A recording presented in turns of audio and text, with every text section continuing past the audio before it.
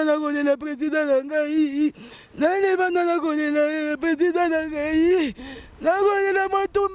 papa combattant de la liberté, la démocratie en Mboka Nangaï. Oyo bakokiko, ba mikolo na biso nyonso tozana bango soute. Na mboka ezalaka bakoko fo bazala, batata fo bazala. Alors biso bana na yebite, vraiment presque tokosuka.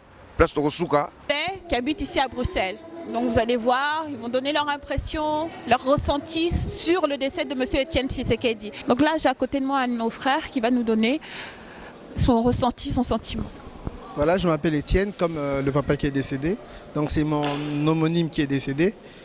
Bamela ba champagne na bango. Ba sepela bamela ba champagne na bango mais tokotunana. Bamela ba champagne na bango, ba sepeli bamela tokotunana.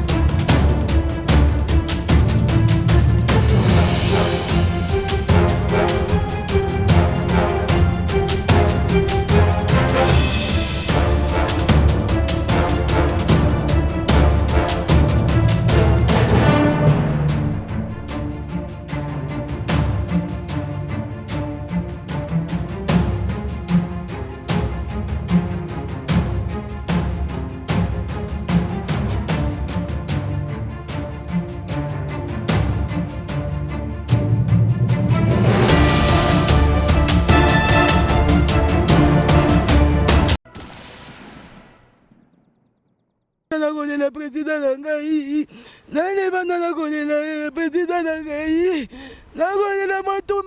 papa combattant de la liberté, la démocratie en Mboka Nangaï, papa. Otiki biso banetike.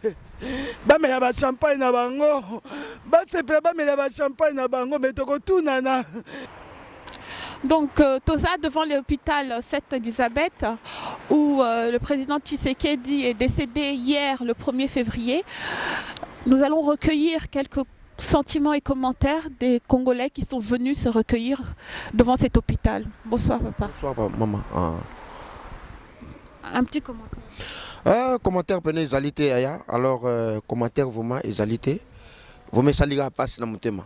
Et ça lui passe dans mon thème, boyebi que si vous perdez déjà mutu na famille séparation on est ça la bien té to y a un hôpital to kota mundele à boyi alors bien accessible mais l'obinde to za na roi Baudouin bisonyoso à partir de 18h tina 23h donc mutu nyonso à kota la kora papa na biso donc ça linga vraiment passi na ndenge wa mulumba to zalaka na epé la fois passée to solo la na ye surtout Maramamboka, vraiment, na solo la papa langai, na ebisaka papa, il y aura toujours la victoire.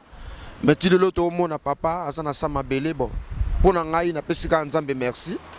Vraiment, et lequel ngai na komona vraiment wa mulumba kufi. Vraiment, salingai passi, yangwana na ye, na jubisi, na jubabisi, na ya pona mona, na kota na mona ta obstacle pamba, baboyi na kota. Alors, na ebité ba combattant mususu, oyo. Bamitia qui ba combattant vraiment ba tomba chaka papa na biso na cercueil par laquelle ba loka est déjà ba loka ka mais nga pona nga na mona ka ngo mabe na mona ngo mabe siki likambo ezali na famille en tout cas ba solo la kaka ne ba lobaka singa famille et benda naka singa famille et kata na raté donc na regretter mingi vraiment voilà et ça linga il passe vraiment na kata mutema na ngai na mona wa mulumba kufi na moni na olelate kolela mukolo ezalaka na miso et la miso monaka miso eteli vraiment esalinga pasi un grand leader lokola wa mulumba azali vraiment héros na kata mboka na biso donc to perdre toi suna ba mikolo te oyo bakoki ko ba mikolo na biso nyonso tozana bango soute na mboka ezalaka bakoko fo bazala batata fo bazala alors biso bana na yebite vraiment presque tokosuka vraiment na yebite. Merci, Ming. Ça va, merci. Mon président, mon président, Nzambe, mon président bana Congo, mon président bana Congo, va souffrir Yahweh. Nali bana na kone le président nangai, nali bana na kone le président nangai, na kone le motumba nangai papa combattant de la liberté, la démocratie en mboka nangai papa. Otiki biso bana éthique.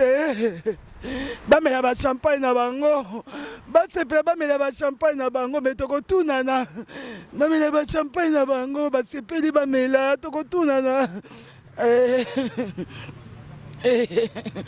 Zambe On a un message à faire passer pour les Congolais Tikali Nakin Congo. Merci. Baobana sengi na bandeko na biso baza na Congo. Oh nyonso bazali kolela bao bazali na mawa pona o esili kokomela biso na Belgique président Etienne Tshisekedi atiki biso ikona mboka baobab na kosenga na bino tozala uni tozala toujours uni tozala sima ya ba cadre ya UDPS tozala sima ya Félix oyo totikali na ye to soutenir ye makasi tozala uni na UDPS basomba biso te bapanza biso te tala ndenge président akei abundi bitumba oyo azui batika kokorompre ye te bundi na vérité na miso ya bato nyonso lelo même Belgique Louis Michel a reconnaître komba na ye basala tu bakorompre bandi oyo balobaka bazokorompre bazokosa asali bitumba na ye soki lelo akei atikeli biso asali oyo ekokaki kosala komi na ta na ye atikeli biso bible oyo babengi accord ya le 31 décembre ezali bible accord wana kosenga na bao baza na mboka na biso oyo bakonzi ya mboka na biso na accord wana bandima yango accord wana ezali souvenir ya munene accord wana nzambe alingaki président Tshisekedi areni bana mboka na suka zwa molimo na ye bo respecter accord wana mpona mawa ya peuple congolais bo respecter accord mpona jeunesse congolaise oyo bazali kosouffrir bazali kolia te bazali kotanga te bazali kosouffrir hôpital eza te Zambe pardon bozala ini ba peuple congolais papa bolanda ba poste te mutu akokufa na atiki poste eza nango eloko te bozala na amour ya mboka bozala na amour ndenge bible ezoloba na biso amour ya mboka amour ya peuple tolingana entre biso na biso koyina na boye ezali mabe bana Congo tozala ini ekozala malamu ndenge bamboka nyonso bazali ini mpo tosikola mboka mboka na ezali mboka na biso soki bolingi mboka na biso te ezali mawa tokende wapi ta population nde bazali kosouffrir nasengi na bino tozala uni accord wana le 31 décembre ezali bible ezali monument ezali signe oyo batikeli biso mboka mobimba seigneur boyokana bino nyonso na kombo na Yesu bosigner accord wana bondimela yango mpe bobongisa boyokana mpo mboka ekende liboso mpo na mawa monsieur kaka bosaleli yango te bino moko bokomona oyo ekosala parce que oyo akei abundi mingi abundi ti suka bolobi na ye akamba transition aboyi nzambe mpe alobi akende ne kaka aboyi président alingaki azala président ya Congo mpo atia état de droit bolobi na ye aza na transition bofrene vi na ye mobimba ti alobi te accord na bino nabongiseli bino yango wana bosigne yango bocontinue oyo nazaki akoloma peuple congolais bolingo tozala bomoko botia kokabola bikolo eza nango eloko moko te tozali bakristu tozali bana nzambe o mokongo moluba mongala moswahili soki nani botika yango parce tosi tobalani biso nyonso tobalana tobota bana bozofinga bikolo bozotia bana bavictime parce que bana bakoma bango 50-50 moluba abali mokongo abali mutu abandundu abali moswahili tobongisa mboka na biso mpo kende liboso eloko nasengi bino ka yango wana merci. Nous sommes toujours Libanda ya hôpital Sainte-Elisabeth où le corps de M. Tshisekedi repose. Donc on a devant nous un autre Congolais qui va nous donner son sentiment par rapport à ce qui nous est arrivé. Oui, merci Ndenge Bopesinga occasion Oyona Loba. Je connais Tshisekedi depuis que j'étais enfant en République démocratique du Congo. Et quand on parlait encore de négociations à l'époque de Mobutu. Et je crois que j'étais vraiment très fanatique. J'enregistrais même tous ces discours. J'avais ça sur une cassette. Que chaque fois j'écoutais cela et je me souviens de ce que Tshisekedi avait dit à l'époque pendant la transition, pendant qu'il a été nommé Premier ministre, avant même la conférence nationale. Tshisekedi avait dit que rien ne peut se faire dans ce pays tant que les antivaleurs auxquelles la Deuxième République était assise ne sont pas radicalement déracinées. Et aujourd'hui, à Kei, mais n'a pas si vraiment raison dans Makambo ya Lobaka. Et je crois que nous avons constaté que Makambo ya Mabe ou ezalaka na Deuxième République, on n'a rien fait, nous avons continué à yango, donc nous avons que rien ne va dans ces pays-là. Je crois idéal na ezalaki état de droit, justice. Et à Bundi pona yango ti na suka ya vina ye amipesi na eloko wana. Et je pense que ceux qui azalaka égoïste ou bien linga kokoma riche akoka kokoma parce que to moni bato ebele ba na pouvoir bazui bambongo ba sombi ba château ba sali o bango ba lingi metata wana azwa mbongo te ya mutu saka azwa ka mbongo to ngato mona kala bi bon atiki na nga opposition na zimbongo na vani na bana nga na famille na ngai to bongisi mettez azalaki na idéal pour le peuple congolais.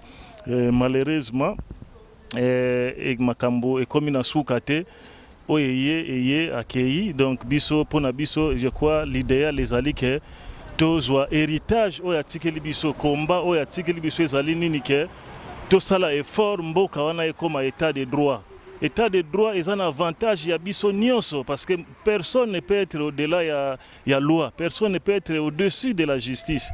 Si tu côté justice na état de droit to mona ke mboka wana ekende liboso parce que yango kaka ndeza socle ya développement ya mboka wana parce que Congo ezana ba tout nyonso po ekoma première puissance en Afrique parce qu'il y a un potentiellement très riche pays wana et il y a même des minéraux au-dessus les gens ba découvrir.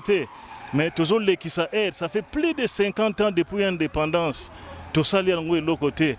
Tu vas koufa pour l'indépendance. Les lois sont moni biso bazongi ba retourna biso. Bosala ki nini na indépendance to pesa ki bino.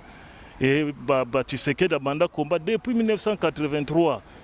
Donc à se sacrifier, vie na ye, à sacrifier même bana na ye. Tout le monde a vécu dans l'opulence. Bana to ye ba na 10e ri na limité.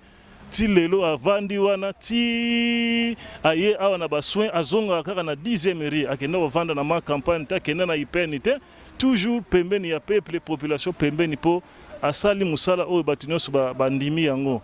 Bon, il y a des gens au peut ba ndima na bango yete bazali mais pour ngai en tout cas héritage ya tikeli biso.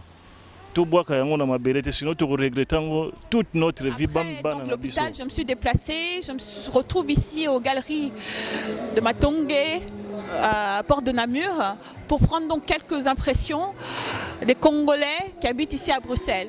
Donc vous allez voir, ils vont donner leur impression, leur ressenti sur le décès de M. Etienne Tshisekedi. Donc là, j'ai à côté de moi un de nos frères qui va nous donner son ressenti, son sentiment.